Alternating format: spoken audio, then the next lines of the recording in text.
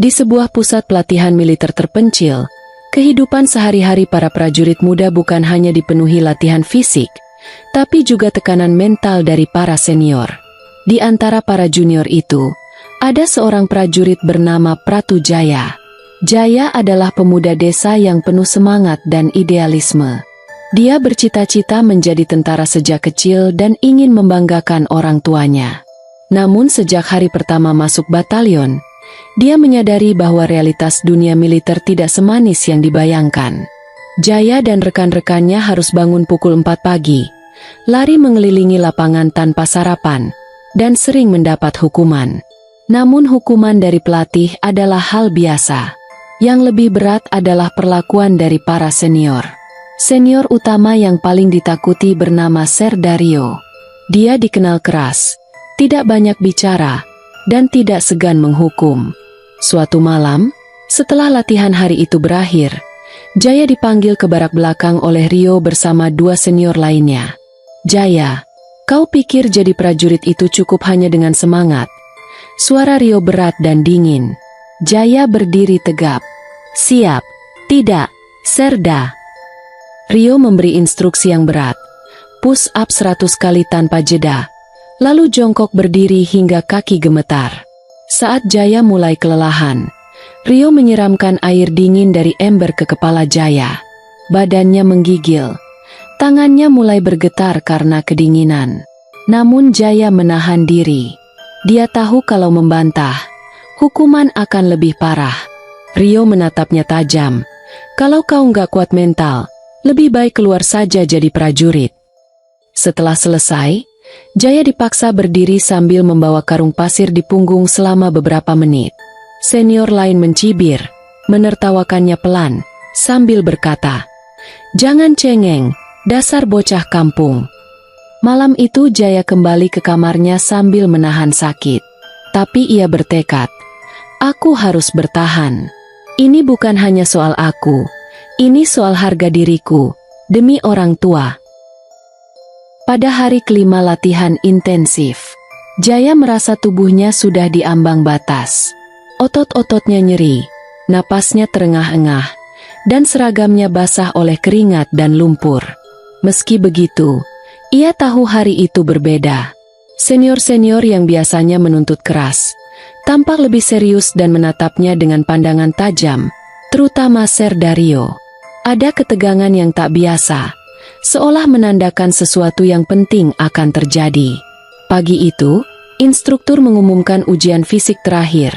Membawa karung pasir seberat 50 kg mengelilingi lapangan latihan penuh rintangan, sambil dijaga ketat oleh para senior.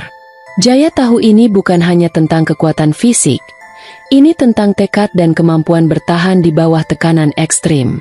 Dengan tangan gemetar dan hati berdebar, ia mengangkat karung pasir ke punggungnya, merasakan beratnya menekan bahu dan tulang belakangnya. Setiap langkah terasa menyiksa, lumpur menempel di sepatu dan kaki, dan napasnya makin terengah-engah. Saat ia mulai berjalan, beberapa teman mencoba menyemangatinya dari sisi lapangan. Namun suara Ser Dario yang dingin dan tajam membuatnya kembali fokus. "Jangan berhenti sampai garis akhir," teriak Rio. Kata-kata itu seperti cambuk yang menusuk semangatnya. Jaya menahan rasa sakit, berjuang melawan keinginan untuk menyerah. Hatinya berdebar, ototnya menjerit. Tapi ia ingat alasan ia ikut pelatihan ini, bukan hanya untuk membuktikan diri, tapi juga untuk melindungi teman-temannya dan keluarganya. Di pertengahan lapangan, tubuhnya hampir ambruk. Ia teringat pelukan ibunya. Wajah ayahnya yang selalu tegas tapi penuh harapan. Ada titik di mana ia hampir menyerah. Namun semangat itu muncul dari dalam. Rasa hormat pada seniornya, persahabatan dengan teman-temannya, dan tekad pribadi untuk tidak mundur.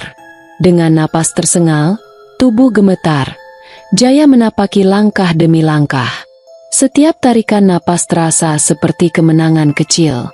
Saat akhirnya ia melewati garis akhir, tubuhnya terhuyung, lutut lemas, tapi ada senyum kecil muncul di wajahnya. Senior-senior, termasuk Ser Dario, menatapnya dengan campuran kekaguman dan ketegasan.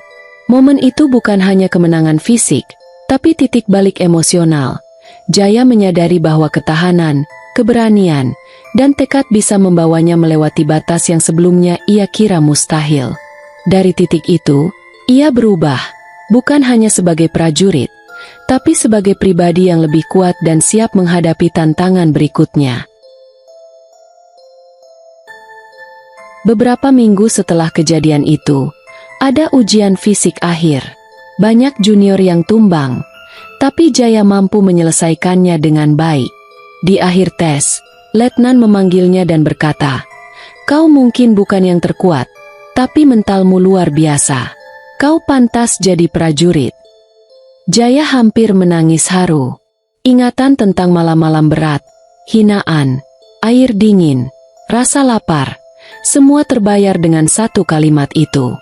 Di barak, bahkan Serdario mendekatinya diam-diam dan berkata lirih, "Kau keras kepala juga ya? Bagus, lanjutkan."